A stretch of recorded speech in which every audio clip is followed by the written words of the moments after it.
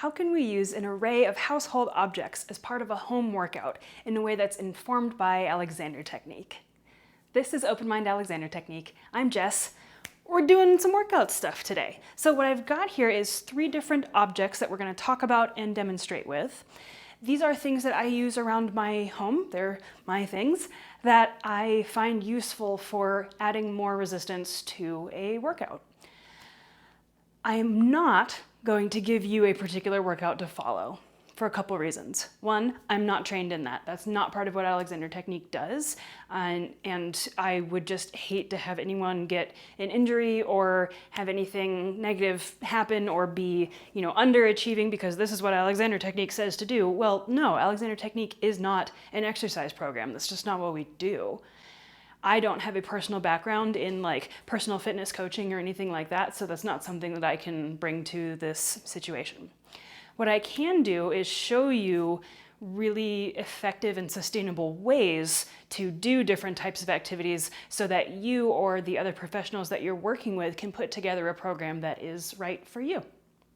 So, the first thing we're going to look at is the stool. This is my desk stool. It's from IKEA. It is, I don't know how many pounds it is. I would guess that it is in the roughly 10-pound range, somewhere around that. And I use this for a lot of different things. So here's a few of them. If I am in a squat and I want to have an arm and back workout as part of that, I will do something like this. Hold this in various different ways. I might hold it this way for a little while, I might hold it this way for a little while, and I'll do this while holding a squat. I can do this in varying degrees of tilt, and that's going to change how much work my back has to do as part of it. So let's talk about why. My torso tower here connects to my legs at the hip joint. Everything above that, once it's in a tilt, it works kind of like a suspension bridge, or like a drawbridge being let down. In order for this tower, once it's not standing on its own self and stacked under its own weight, once it starts to tilt, there's going to need to be extra force on the upper back side of it in order to keep that tilt from just going with gravity and continuing and falling down. So the back workout aspect of this is refusing to fall down. That's going to be harder when there's more weight that wants to pull you down to the ground, such as this thing. So the hardest version of this would be holding this at the full extent of my arms at a full 90-degree tilt. I actually don't know if I can fully do it. If I can, I'm only going to do it for a second because it won't be great for my elbows because I'm hypermobile. So if I go into pretty close to 90 degrees here and then extend this way out, I kind of have to figure out my hands there. You see how I'm shaking immediately with this? That's very difficult. So the general principles here, the further away from your center of mass that you're holding a weight, the harder it's going to be to lift it. You can use that on purpose to adjust the difficulty of the workout that you're doing. If I have this close to me, it's going to be easier. If I have it further away, it's going to be harder. And you can use that on purpose to, make some adjustments or increases or decreases in difficulty according to what you need. Another thing you can do with this is using it as a squatting weight. I'm going to do this kind of diagonally so you can see me here. So I might do squats to put it down and then pick it back up. I'm being very conscious as I do this of my alignment. So I'm bending at my hip joints, knees, and ankles, and not in my back. Remember that your back goes up to your ears. This is something that I am in flat out disagreement with a lot of exercise weightlifting people on about what you're supposed to do with your head while you're doing a squat. I am very firmly in the camp of the whole thing stays neutral, the whole thing goes together. Now, I am not a power lifter. I've never lifted more than my own body weight, certainly. That's not what I do, and that's not how I'm using this. So I'm totally leaving room for maybe there's reasons if you're lifting a whole lot of weight, more than your body weight, that you might need to be able to do something like keep your balance a little bit differently by looking outward or towards a mirror or something like that. But for your basic everyday stuff where I'm just doing like functional strength, functional endurance stuff on my own, and I'm really not trying to increase like crazy, I only find negative effects from trying to look straight ahead while going into a tilt. Because what it does is it asks the vertebrae in my neck to put pressure on the back of those vertebrae. And it also shortens the muscles along the back of my neck in order to be here. So for me and how I work and how I would recommend people do this kind of exercise, if you're working at home and you're not trying to really increase your weight resistance here, I would not look straight ahead. I would keep yourself pretty neutral as you go in and out of that squat. A way that you can practice this on your own is either use your hand or like hold an object in between your chin and your chest to really get a sense of like, what is that distance and how do I keep that distance the same? So this is a way that you can kind of practice staying neutral here. So we can do squats with an object, how do I hold this thing? An object like this. The slower you go, the harder it will be, the fewer reps that you're gonna do. For my goals for myself, I almost exclusively move quite slowly. The reason for that is my goals are almost exclusively about strengthening and stabilizing and balance and control. I'm not going for fast muscle activation. I'm not going for explosive movement. All of that is really counterproductive to the kind of exercise that is most needed for me and my situation. So when I'm doing something like this, I might do squats down to here. This is about the speed that I would do like a full squat, and this is low enough that I can reach the ground with my hands. That's kind of how I judge it. And then back up. So this is about the speed that I do squats. It's very controlled. It's very deliberate. And that works best for me. How else can we use this thing? We can use this for arms above head. My yoga mat is driving me nuts here. I might just pull it off the rug entirely. So we can do arms above head with this. Make sure you have enough room if you are lifting a large object. As you're lifting something above your head with one hand, be very conscious of what you're doing with your back and staying quite neutral in your spine during this process. So as I go to lift, I'm being deliberate about not arching my back as I'm doing it. You see the difference there? Watch this part of my back. Here's pretty neutral, and then here's the arch that I will see people doing sometimes when they're trying to lift something over their head. I immediately there, just doing that once, felt pain right across my thoracic to lumbar transition. It's right where that curve changes in my spine. It's not good. Don't do that. So staying pretty neutral and using your knowledge base from Alexander technique. How do we move? How do we function? And how can we pay attention to the use of ourselves while doing a particular activity? In this case, the activity is lift stuff.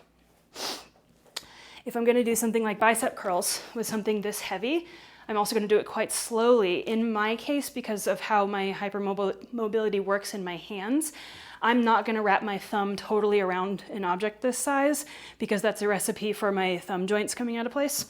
So I will do this very carefully and deliberately where my thumb is pointing pretty much up. If I'm in a grip like this, I'm not going to let the thumb go around because that's when these joints will start to come out of place. So here and up. You can either keep it straight forward or you can include a twist. It's going to depend on what object you're using. The twist is more ideal because it's not twisting your arm at a funky angle when you get to full extension. So the twist is preferable. So you end up with your palm pointing in towards your thigh when you're down. I just can't physically do that with the base of this stool in the way. So I have to kind of adjust from there. So this might not be a great object to use for that particular purpose. I don't use it for that very often myself. What I would use more likely for something like that is like a water bottle. So a Nalgene like this is 32 ounces. I just looked this up. It's about 2 pounds, a little over 2 pounds of weight. Again, for me, I'm gonna keep my thumb pointing up and not trying to wrap all the way around. And I'm gonna really use the fact that I'm already slightly sweaty, and that's gonna give me some good friction with the object that I'm holding. So why would you want to use 2 pound weights? Well, you might be just starting, and that's a perfectly fine place to start. We're also moving quite slowly. You might be surprised how heavy 2 pounds feels when you're doing something like a slow, full arm extension up and over, and then we're gonna do 10 of these, right? This is a different task than 10 fast bicep curls. So as I'm doing an arm extension and rotation exercise like this, again, monitoring the use of my whole self. My back still goes up to my ears. My head can find its own place balanced on top of my spine. I can ask for that soft, nestled connection throughout my whole torso so that I'm not pulling in or narrowing or condensing, compressing anywhere along my torso tower. I can also ask for my legs to release because leg activation isn't part of the activity that I'm doing right now. If I want to do a whole body activity, I absolutely can. It's going to be a different activity than this, and I'm going to be using myself differently in that process. So I'm already starting to get tired from this. 2 pounds is plenty for doing something like this. For reference, a gallon of water or gallon of milk is a little over 8 pounds. You would not think it's reasonable to do this slowly 10 times while holding a bottle of a gallon of milk or water for most people. If you're, specifically a weightlifter, like, yeah, absolutely do this all the time. But if you're not, and if you're just going for like functional level strength, it's not reasonable to ask somebody to do this with 8 pounds. That's too many pounds.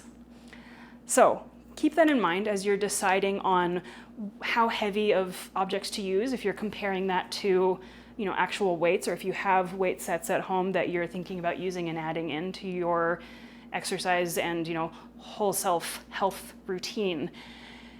20-pound dumbbells are just not necessary for most people. You don't need them.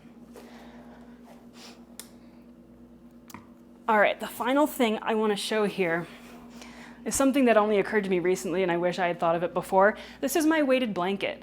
It's pretty heavy. It's, definitely heavier than that water bottle by a good bit. So I would say this is somewhere around 10 pounds.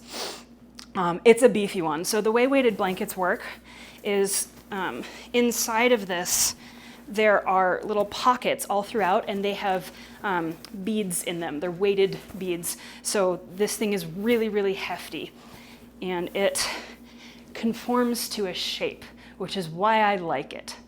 So I might do something like do crunches with this lying on my chest.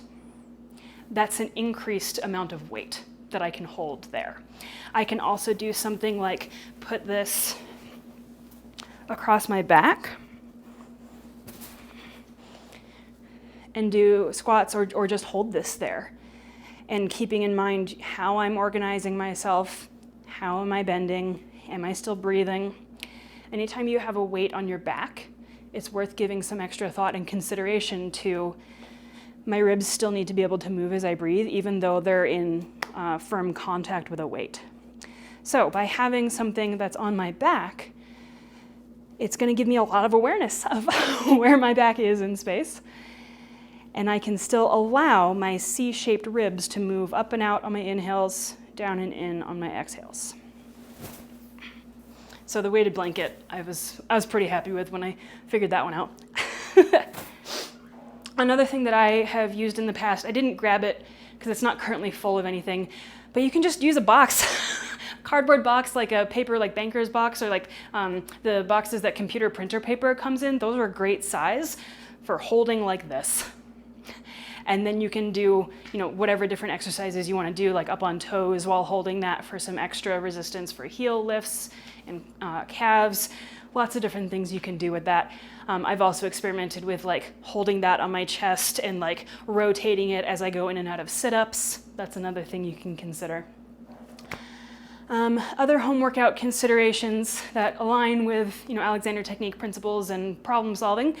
If you want to do something like a lying down core workout, which I will have a separate video for that, but in terms of like the household object situation for that, if you can shove your feet under like a couch or the edge of some shelves or something, that gives you that weight counterbalancing to where it's going to work a little bit better to do things like sit-ups if there's some weight holding your feet down. So you can use other objects for that as well. So in summary here, there's all sorts of different things around our homes that we can use. The reason I wanted to make this video is to kind of prove a point that if you can't make it to a gym on a regular basis, that doesn't mean your health is a lost cause. You're just lifting things. They're just objects. And if you can find objects around your own home that you can use consistently, and if that is a better plan for you, and if that fits better in your life, there's absolutely no problem or shame or embarrassment in doing so. I would strongly encourage people to do that. So have fun with encouraging your own strength and health and fitness, and remember that you can always be curious about incorporating the objects that you live with into your own use of yourself.